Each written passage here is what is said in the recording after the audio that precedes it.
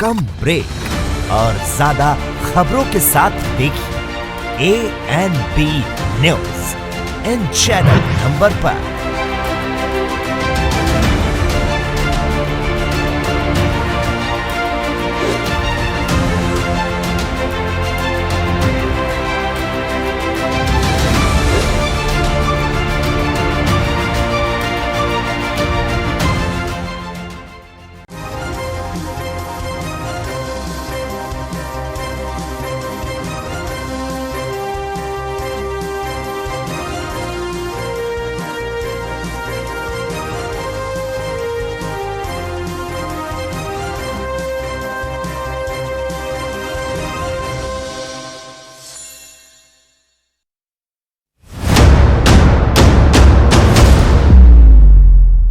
हक की बात दोपहर 12 बजे सिर्फ ANB न्यूज पर।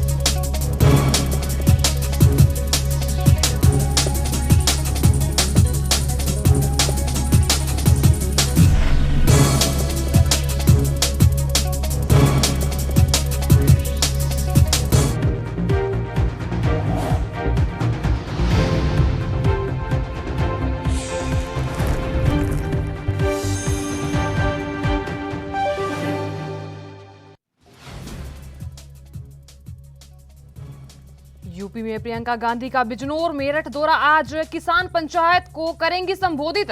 हाल में सहारनपुर में किसान पंचायत में ली थी हिस्सा, सुरक्षा के पुख्ता इंतजाम।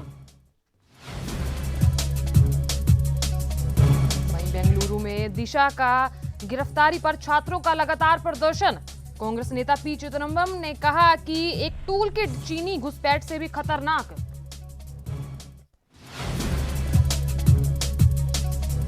पंजाब निकाय चुनाव में वोटिंग हुई संपन्न। कुछ जगहों पर हुई झड़प। रिकॉर्ड 71.39% हुआ मतदान। 17 फरवरी को घोषित होंगे इसके परिणाम।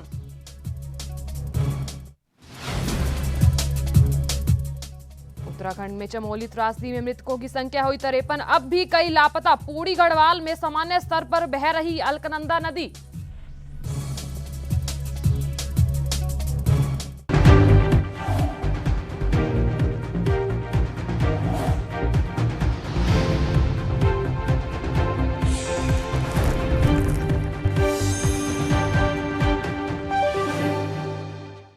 नमस्कार, ANB न्यूज देख रहे हैं आप और मैं हूं आपके साथ साधना बत्रा। बुलेटिन का आगाज इस अहम खबर से करेंगे।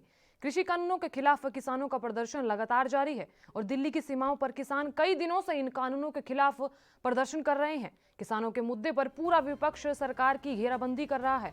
उधर कांग्रेस भी इसको लेकर सरकार पर हमलावर है। वहीं यूपी में होने वाले आगामी विधानसभा चुनाव से पहले कांग्रेस इसी मुद्दे को लेकर सियासी जमीन तलाश रही है और इसी सिलसिले में कांग्रेस यूपी के अलग अलग जिलों में किसान महापंचायत कर रही है।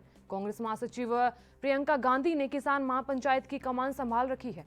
बता दें आपको, कांग्रेस ने महापंचायत के लिए जय जवान जय किसान का नारा दिया है और इस अभियान की शुरुआत 10 फरवरी को सहारनपुर से हुई थी।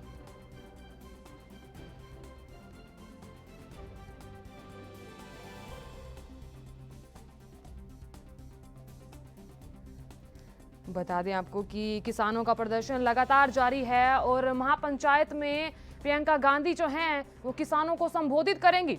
और वहीं इस बीच प्रियंका गांधी का बिजनौर मेरठ का जो दौरा है आज होगा। आज किसान आंदोलन का 82वां दिन है और किसान लगातार अपनी मांगों को लेकर अड़े हुए हैं। वहीं इस खबर पर पूरी चर्चा के लिए हमारे साथ हमारे संवाददाता जुड़ रहे हैं। बता दें अजय, आज किसानों का 82वां दिन है और लगातार किसान अपनी मांगों को लेकर अड़े हुए हैं और उस बीच प्रियंका गांधी जो हैं बिजनौर और मेरठ का दौरा करेंगी। इसको लेकर क्या कुछ जानकारी?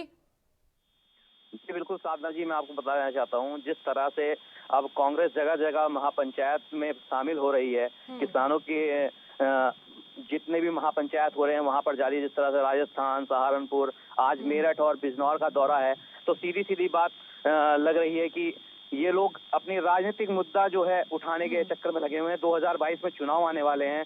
अब जिस तरह से कांग्रेस का कोई भी वर्चस्व नहीं है यूपी में, तो इसी बहाने सोच रहे हैं किसानों के बीच जाकर किसी तरह से अपनी राजनीतिक रोटी सेक लें। और सुरक्षा के वैसे कड़े इंतजाम किए गए हैं बिजनौर में। बिजनौर के रामलीला मैदान जो कि चांदपुर में इनका प्रोग्राम है, आज 1 बजे पहुंचेंगी वहां पर और किसानों को संबोधित करेंगी। अब देखते हैं किसानों को संबोधित करने के बाद ये क्या मुद्दा ऐसा रखती हैं जो किसानों के मन में भाए। अजय, आज प्रियंका गांधी किसानों को संबोधित भी करेंगी और आज प्रियंका गांधी का यूपी का दौरा है और आज जो दौरा है उसको चुनावी दौरा मान लिया जाए?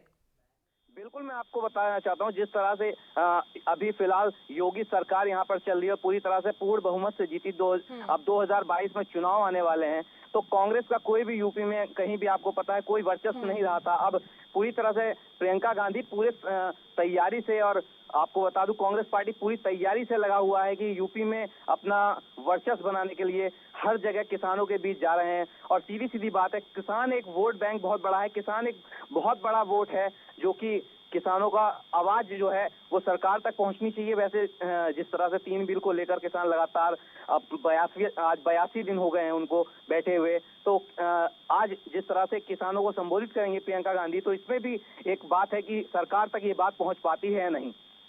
अजय, जो आज जैसा कि बिजनौर और मेरठ का दौरा होगा और उस बीच कांग्रेस में बिल्कुल ही अस्तित्व खत्म हो रहा है कांग्रेस का, और इस बीच आपको बता दें कि आज लगातार जैसे कि 82वां दिन तो हो ही चुका है, तो अगर आज ये दौरा रहता है तो उसको चुनावी दौरा भी माना जा रहा है। जी बिल्कुल, मैं आपको बताना चाहता हूँ, जिस तरह से मैंने पहले भी बताया कि यूपी में इनका वर्चस्व कांग्रेस का बहुत कम है, तो उसको लेकर प्रियंका गांधी और कांग्रेस के सभी नेता इस तरह से सोच रहे हैं कि अब किसानों के बीच अपनी छवि अच्छी बना लें ताकि 2022 में उनको कुछ फायदा हो जाए। तो हो सकता है पूरी तरह से, अब जिस तरह से बिजनौर में भी आ रही हैं, आज संबोधित कर रही हैं और मेरठ भी जाएंगी प्रियंका गांधी, तो लगता है पूरी तरह से कि कांग्रेस अपनी राजनीति रोटी सेकने का काम कर रही है। चलिए, बहुत बहुत शुक्रिया तमाम जानकारी देने के लिए, हमारे साथ जुड़ने के लिए।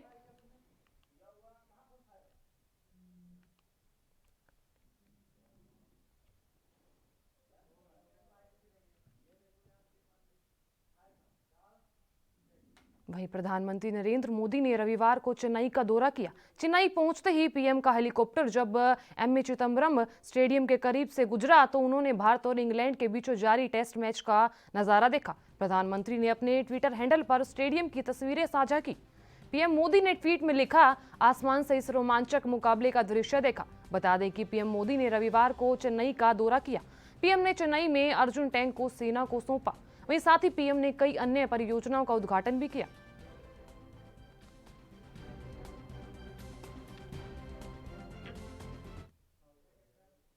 पर्यावरण से जुड़े मुद्दे पर काम करने वाली एक्टिविस्ट दिशा रवि की गिरफ्तारी का बेंगलुरु में छात्र छात्राओं ने विरोध किया। छात्र छात्राओं ने दिशा रवि को रिहा करने की मांग की। बता दें, दिशा रवि को दिल्ली पुलिस ने टूल किट केस में गिरफ्तार किया है। ये वही टूल किट है जिसमें पर्यावरण कार्यकर्ता ग्रेटा थनबर्ग ने अपने ट्विटर अकाउंट पर शेयर किया था, लेकिन बाद में उसे डिलीट कर दिया था। कांग्रेस के वरिष्ठ नेता पी चिदम्बरम ने भी दिशा रवि की गिरफ्तारी का विरोध किया। चिदम्बरम ने ट्वीट कर कहा, कॉलेज की 22 वर्षीय छात्रा और जलवायु कार्यकर्ता दिशानी रवि राष्ट्र के लिए खतरा बन गई है, तो इसका मतलब साफ है कि भारतीय राज्य बहुत ही कमजोर नींव पर खड़ा है। चिदम्बरम ने कहा है कि इस देश में किसानों का समर्थन करने के लिए जारी किया गया एक टूल किट चीनी सैनिकों के घुसपैठ से भी खतरनाक हो गया है। उन्होंने कहा कि भारत बचकानी और बकवास हरकतें कर रहा है और यह दुख है कि दिल्ली पुलिस उत्पीड़कों का हथियार बन गई है।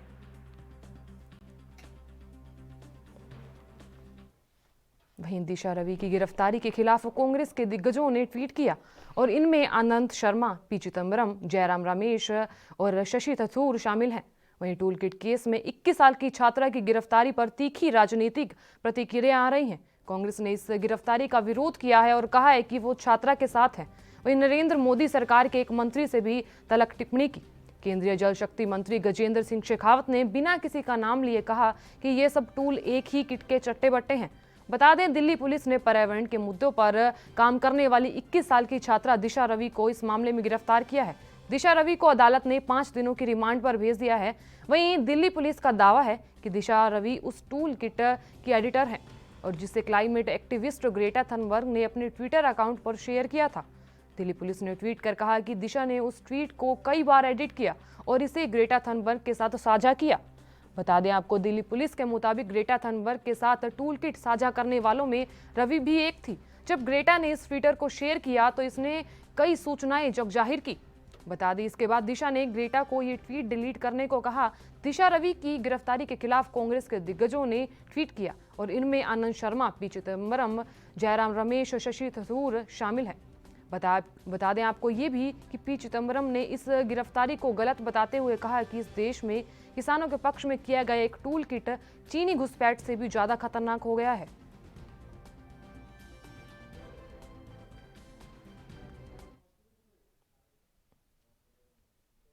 वहीं केंद्रीय मंत्री नितिन गडकरी ने रविवार को स्पष्ट कर दिया कि इस बार वाहनों पर टोल वसूली के लिए फास्टैग लगवाने में कोई राहत नहीं मिलने जा रही। दरअसल केंद्र सरकार ने 15-16 फरवरी की आधी रात से फास्टैग से टोल वसूली अनिवार्य कर दिया। गडकरी ने कहा कि नागपुर एयरपोर्ट पर फास्टैग से टोल वसूली लागू करने की समय सीमा जो है आगे बढ़ा दी जाएगी। माफ कीजिए, उन्होंने बोला कि सीमा आगे नहीं बढ़ाई जाएगी। बिना फास्टैग वाले वाहनों से जुर्माने के तौर पर दोगुना टोल वसूला जाएगा। वाहन चालकों को तत्काल ई पेमेंट सुविधा का उपयोग शुरू कर देना चाहिए। उन्होंने कहा कि बहुत सारे रास्ते पर 90% तक फास्टैग पंजीकरण हो चुका है। फास्टैग सभी टोल नाकों पर उपलब्ध है और लोगों को इसे खरीदना चाहिए ताकि वे बिना रुकावट वाले यातायात का मजा ले सकें।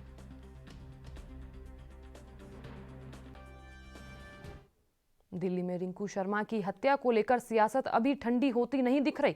बीजेपी दिल्ली के पूर्व प्रदेश अध्यक्ष और सांसद मनोज तिवारी ने मंगोलपुरी जाकर रिंकू शर्मा के परिजनों से मुलाकात की।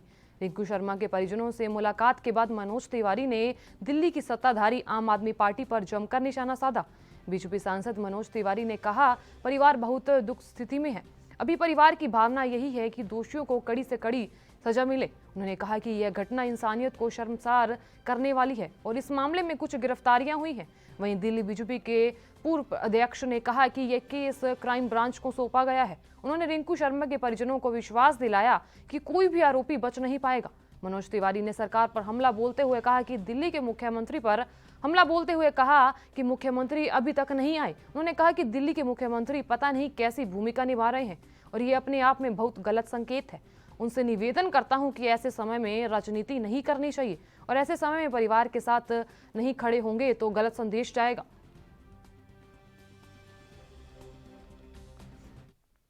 वहीं हाल ही में राज्यसभा सांसद रंजन गोगोई की न्यायपालिका को लेकर कई टिप्पणियों को लेकर घमासान जारी है। अब राष्ट्रवादी कांग्रेस पार्टी के मुखिया शरद पवार ने कहा, पूर्व न्यायाधीश रंजन गोगोई की न्यायपालिका चिंताजनक है।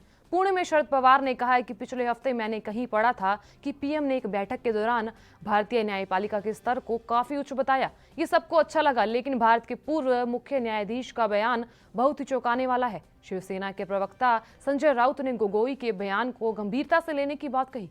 साथ ही कहा कि रंजन गोगोई को यह साफ कर देना चाहिए कि वे ऐसा क्यों सोचते हैं। वहीं पूर्व सीजेआई रंजन गोगोई ने एक कार्यक्रम में शिरकत करने पहुंचे थे, जहां उन्होंने कहा था कि कोर्ट कौन जानता है, आप अदालत को जाते हैं, पछताते हैं। साथ ही कहा था कि जोखिम उठाने वाले ही कोर्ट जाते हैं।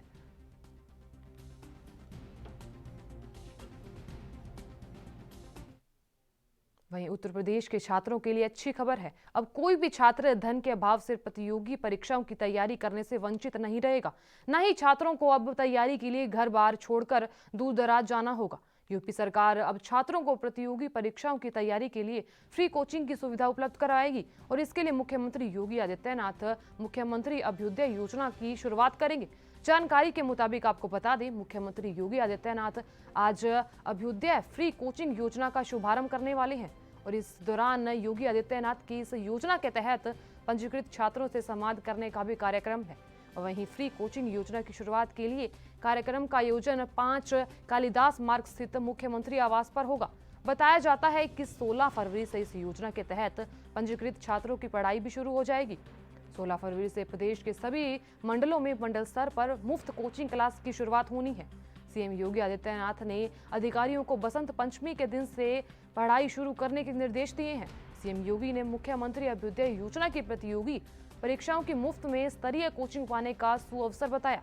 मुख्यमंत्री योजना के तहत प्रतियोगी परीक्षाओं की तैयारी करने वाले छात्रों को आईएएस, पीसीएस अधिकारी भी गाइड करेंगे और स्कीम के तहत क्लासेस का संचालन ऑनलाइन मोड में होगा। और स्कीम के तहत मंडल स्तर पर खुलने वाले कोचिंग सेंटर में सिविल सेवा, नीट, जेई, बैंकिंग, टीटी की तैयारी कराई जाएगी। बाद में अभ्युदय योजना के तहत जिला स्तर पर कोचिंग संस्थान खुलेंगे।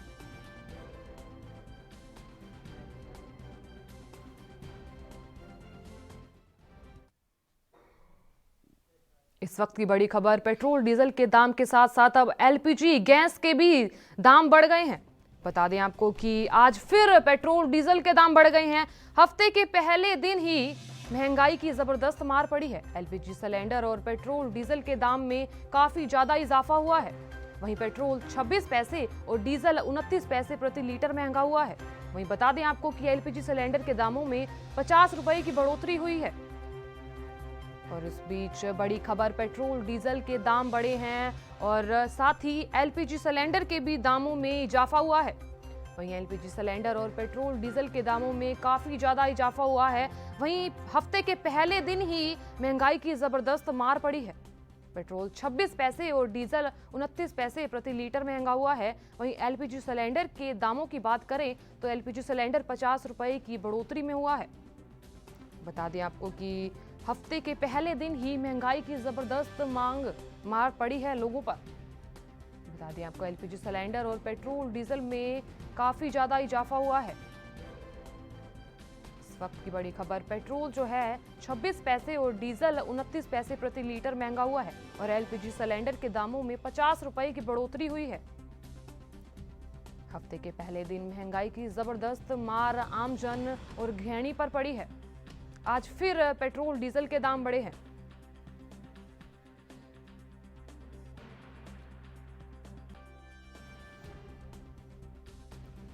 वहीं इस खबर पर पूरी जानकारी के लिए हमारे साथ हमारे संवाददाता राजीव तिवारी जुड़ रहे हैं। राजीव, हफ्ते की शुरुआत जो है वो महंगाई के साथ हो रही है और पेट्रोल और डीजल के साथ साथ आज एलपीजी गैस के दाम भी बढ़े गए। इसको लेकर क्या कुछ जानकारी?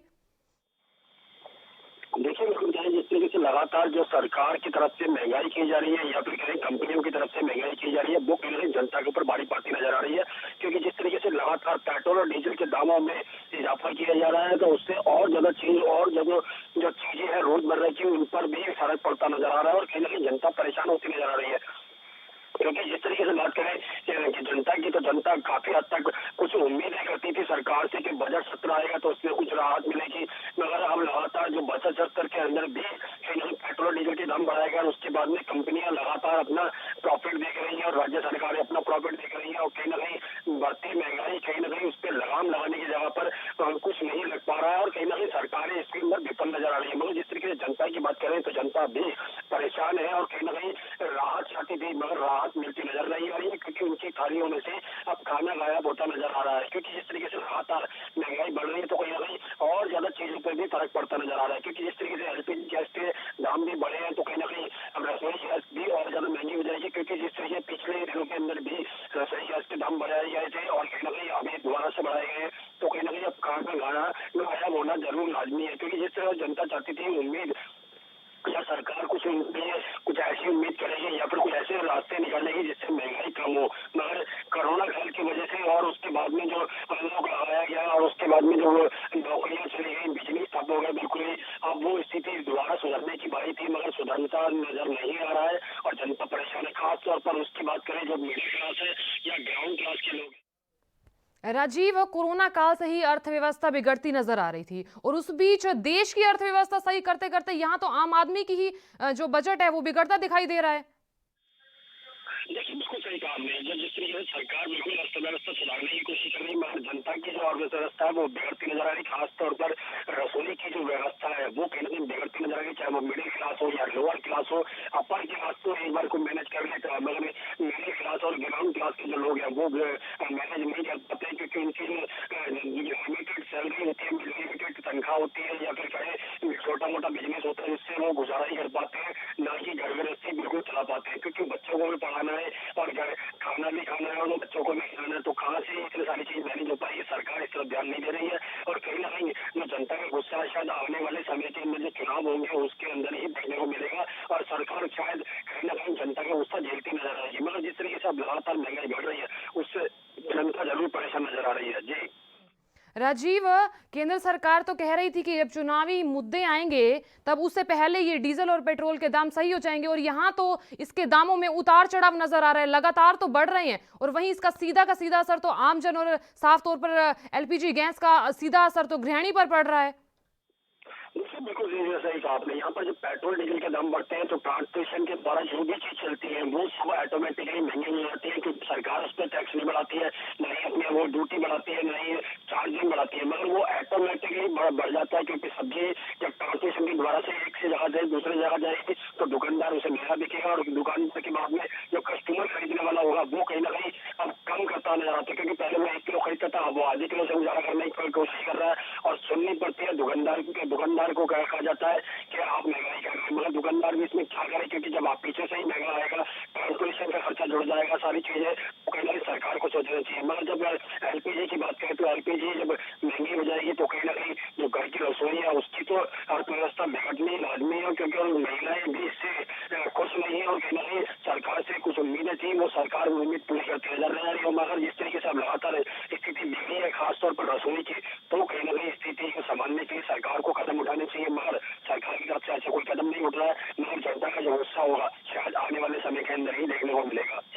चलिए राजीव, बहुत बहुत शुक्रिया तमाम जानकारी देने के लिए और हमारे साथ ताजा अपडेट साझा करने के लिए।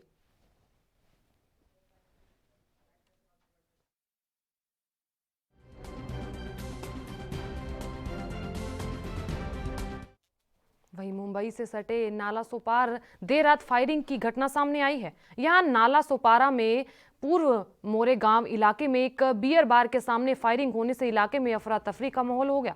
रविवार देर रात एक बियर बार के बाहर खड़े कुछ युवकों पर अज्ञात बदमाशों ने फायरिंग कर दी। 4 राउंड फायरिंग में बाहर खड़े 2 युवकों को गोली लगी। वहीं सूचना मिलने पर मौके पर आए डीसीपी ने बताया कि देर रात हुई फायरिंग में 2 लोगों को गोली लगी है।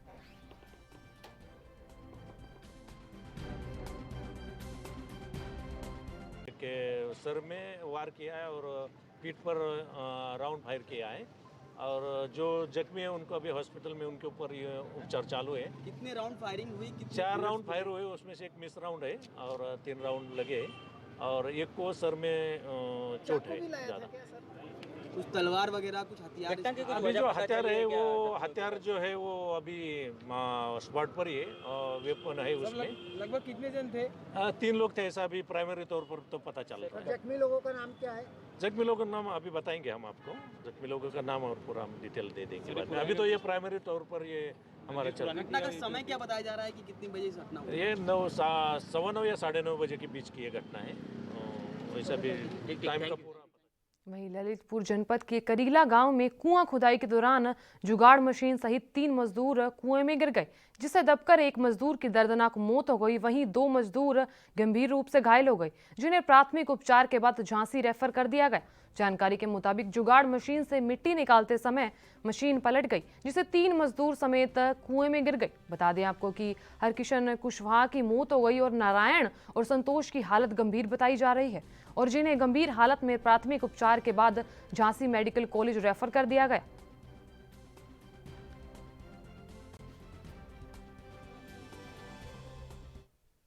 बदलते मौसम से ऐसा प्रतीत हो रहा है कि सर्दी अब खत्म होने को है और गर्मियों का आगमन होना है, लेकिन अभी उत्तर भारत के लोगों को इस बदलते मौसम से कोई राहत नहीं मिल रही, क्योंकि पिछले दिनों से लगातार दिल्ली, यूपी, हरियाणा सहित पंजाब में घना कोहरा दर्ज किया जा रहा है।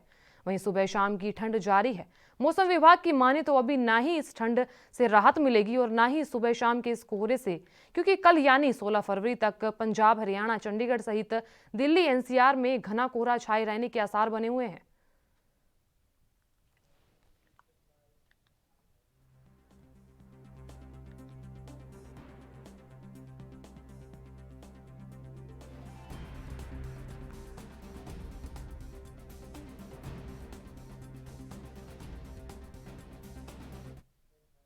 इस वक्त की बड़ी खबर महाराष्ट्र से आ रही है। बता दें आपको कि महाराष्ट्र में एक बड़ा सड़क हादसा हुआ है।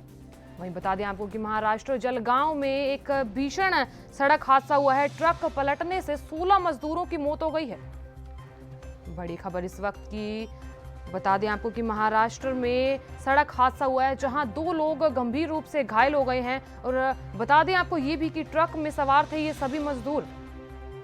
बता दें इस वक्त की बड़ी खबर, महाराष्ट्र में एक सड़क हादसे के दौरान कुछ लोग घायल हो गए हैं। और बता दें आपको कि ये पूरी की पूरी घटना में 2 लोग गंभीर रूप से घायल हुए हैं और ये पूरी घटना महाराष्ट्र के जलगांव की बताई जा रही है। इस वक्त की बड़ी खबर, जलगांव में एक भीषण सड़क हादसा हुआ है जहां 2 लोग और घायल बताए जा रहे हैं। और उस बीच खबर सामने आ रही है कि ट्रक पलटने से 16 मजदूरों की मौत हो गई है। और वहीं 16 मजदूरों की मौत के साथ साथ 2 लोग गंभीर रूप से घायल बताए जा रहे हैं और ट्रक में सवार थे ये सभी मजदूर। इस वक्त की बड़ी खबर, महाराष्ट्र में एक सड़क हादसा हुआ है। ये सड़क हादसा जलगांव में हुआ है जहां 2 मजदूर घायल हो गए हैं और उस बीच 16 मजदूर की मौत हो गई है। इस वक्त की बड़ी खबर महाराष्ट्र से है। बड़ी खबर आप अपनी टीवी स्क्रीन पर देख पा रहे हैं।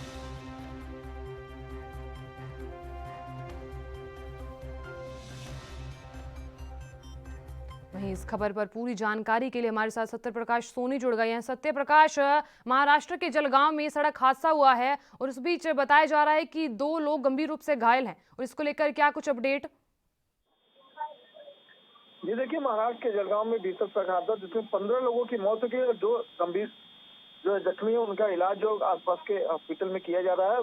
मृतकों की अगर बात करें तो 15 लोगों में से 2 बच्चे हैं, 6 महिलाएं हैं, बाकी अन्य जो है पुरुष हैं। जो है लगातार जो है अभी जांच की जा रही है कि आखिर ये इतना सड़क हादसा हुआ कैसे, ड्राइवर नशे में था या इस तरह की कोई बातें, इसकी भी जांच की जा रही है। लेकिन जिस तरह से यावल पुलिस स्टेशन में ये पूरा मामला दर्ज हुआ है और ट्रक ड्राइवर को जो है हिरासत में लिया गया है और ये पूछताछ की जा रही है कि ये किस तरह से हादसा हुआ और किसकी लापरवाही के चलते हादसा हुआ है। जी सत्यप्रकाश, घायलों की स्थिति अब तक क्या बताई जा रही है? जो भी घायल है उनकी स्थिति बेहद नाजुक है, उनका भी इलाज किया जा रहा है। कुछ लोगों के जो है ये हाथ पैर भी टूटने के जो है जानकारी मिल रही है। वहीं लगातार जिस तरह से चोटें गंभीर आई है उसका भी इलाज किया जा रहा है। लेकिन अब तक जो है आधिकारिक तौर पर यह बयान नहीं आया है कि आखिरकार उनकी स्थिति क्या है, या वो खतरे में है या खतरे से बाहर है। चलिए, बहुत बहुत शुक्रिया तमाम जानकारी देने के लिए। वहीं कई दिनों से तापमान में लगातार इजाफा हो रहा है। रविवार को वैलेंटाइन डे 9 साल में सबसे गर्म रहा। अधिकतम तापमान 28 डिग्री सेल्सियस से पार कर गया। वहीं इससे एक दिन पहले ही गर्मी ने 5 साल का रिकॉर्ड तोड़ दिया। मौसम विशेषज्ञों का अनुमान है कि सोमवार सुबह हल्के से मध्य श्रेणी का कोहरा रह सकता है और दिन में सूरज की तपिश महसूस होगी। वहीं मौसम विभाग के मुताबिक कमजोर पड़े पश्चिमी विक्षोभ की वजह से दिन रात के तापमान में अधिक अंतर दर्ज किया जा रहा है। यही वजह है कि दिन अधिक गर्म और रातें सर्द हो रही हैं और इस सप्ताह में भी परिस्थितियों में खास बदलाव की उम्मीद दिखाई दे रही है और इसके बाद लगातार दिन में भी तापमान की बढ़ोतरी दर्ज होने की आशंका है।